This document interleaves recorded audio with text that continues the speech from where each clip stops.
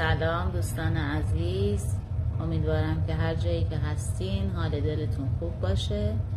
امروز ما هوس لازانیا کردیم، گفتم که در کنار شما عزیزان درست کنیم، بریم که با هم دیگه آموزشش رو ببینیم.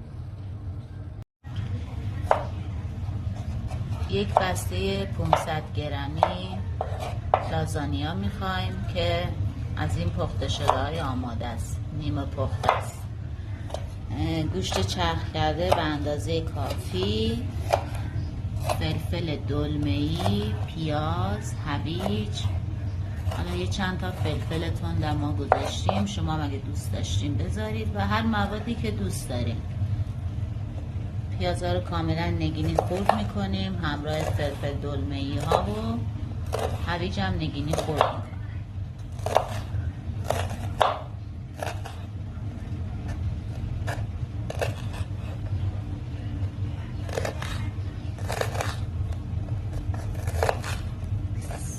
سعی کنید خیلی ریز خرد بشن.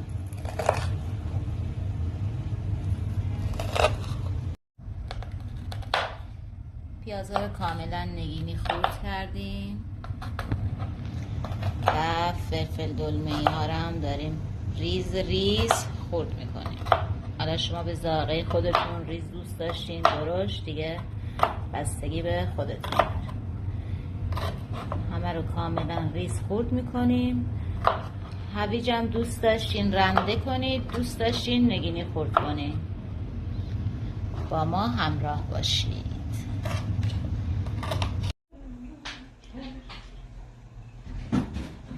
پیازا رو نگینی خرد کردیم، فلفل دلمه‌ای هم خرد شدن، هویجام که رنده کردیم. این یک کوچولو هم که فلفل سبز تنده.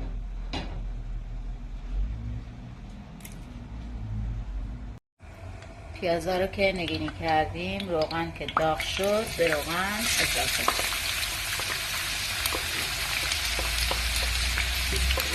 که قشنگ پیازامون تفت بکنیم.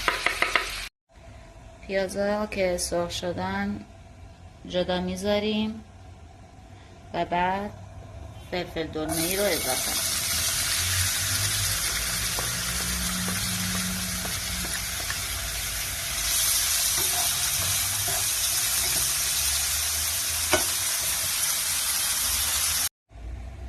فلفل هم یه تفت کوچیک، خیلی تفت نمیدیم، جدا میکنیم و بعد هویج رو اضافه میکنیم.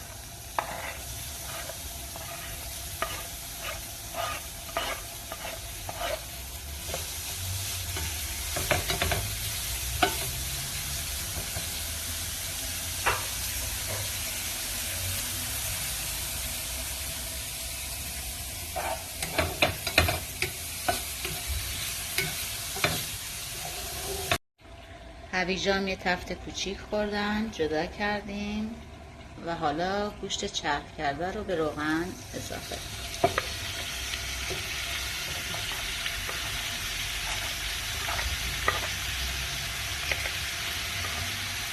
یه مقدار خیلی کم از فلفل تندم استفاده میکنیم، دل بخواهی اگه دوست داشتین اضافه کنید.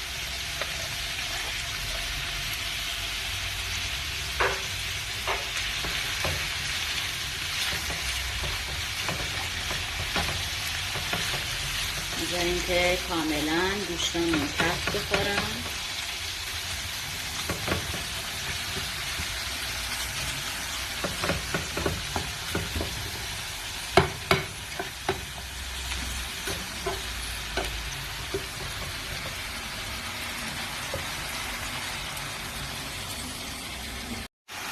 گوشتا که تفت خوردن ادویه‌ها رو بهش اضافه میکنیم.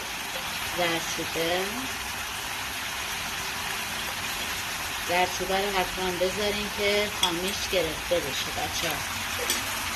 یه ذره تو روغن سرخ شه که خامیش گرفته بشه و مقداری فلفل سیاه.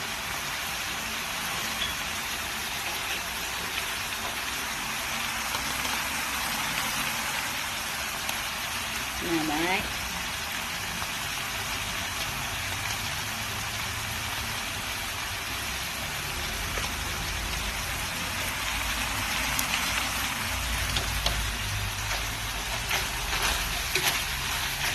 میذاریم که با گوشت چرخ کرده ادویه ها خامیش گرفته بشه.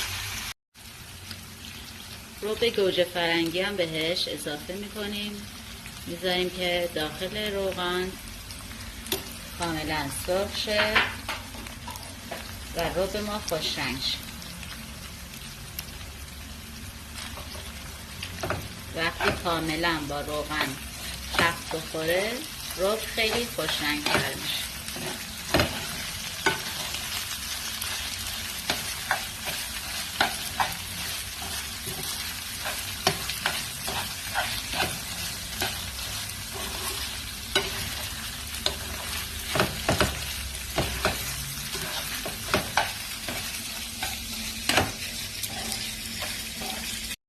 گوشت و رب و ادویه ها که کاملا سرخ شدن، موادی که قبلا تفت داده بودیم، هویج، پیاز و فلفل دلمه‌ای هم بهش اضافه می‌کنیم.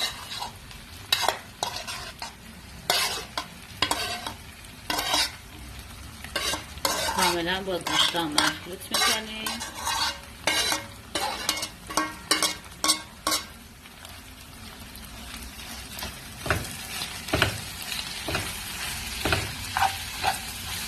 مواد میانی لازانیا تقریبا دیگه آماده است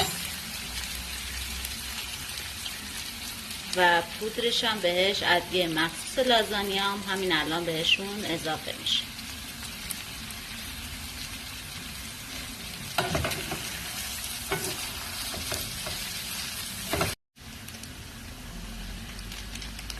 ادویه مخصوص لازانیا هم بهش اضافه میشه.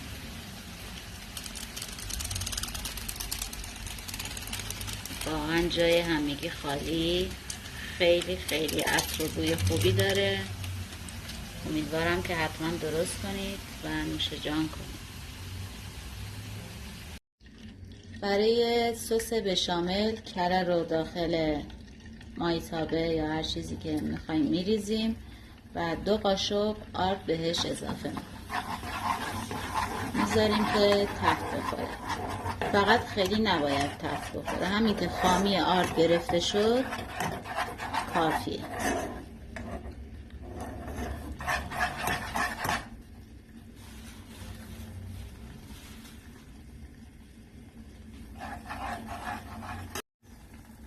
به این اندازه که تفت دادیم آب و کم کم بهش اضافه میکنیم.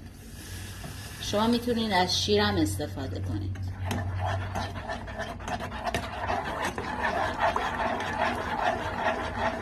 کاملا به هم بزنید که گوله گوله نشه.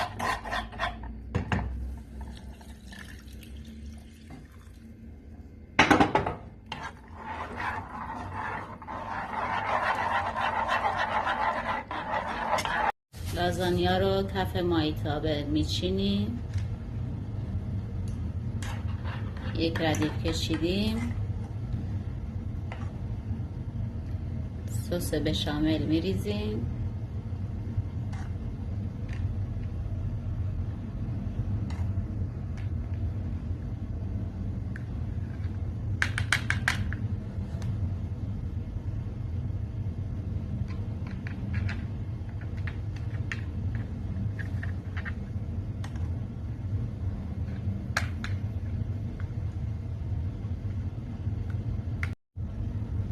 سس بشامل که ریختیم مواد میانی هم بهش اضافه میکنیم. به همین ترتیب 1 لایه لازانیا، سس بشامل و گوشت چرخ کرده و موادی که تفت دادیم و بهش لایه لایه اضافه.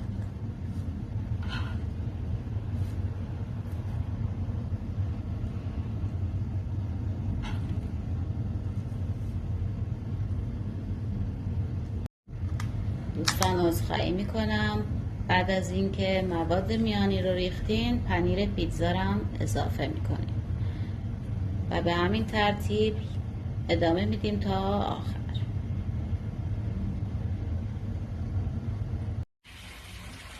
دوستان به همین ترتیب که مواد رو لایه لایه چیدیم ما روی گاز درست میکنیم. امروز شعله پخش کن میذاریم، شعله رو کم میکنیم و لازانیا رو میذاریم با شعله خیلی کم درست شه. درش هم میذاریم. میتونین از فویل هم استفاده کنید. دوستان عزیز، لازانیای ما هم حاضر شد. به به، جای همتون سبز.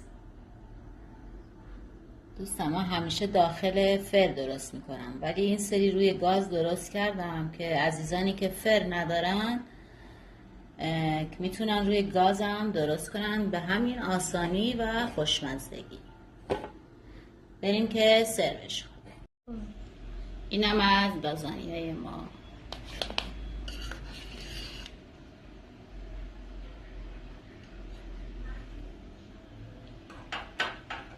امیدوارم که درست کنید و نوش جان کنید و لذت ببرید. یه تست کوچیک هم انجام بدیم. خوشمزه است.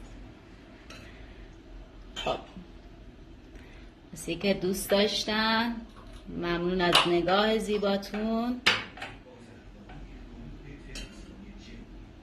خداوند نگهدار همگی.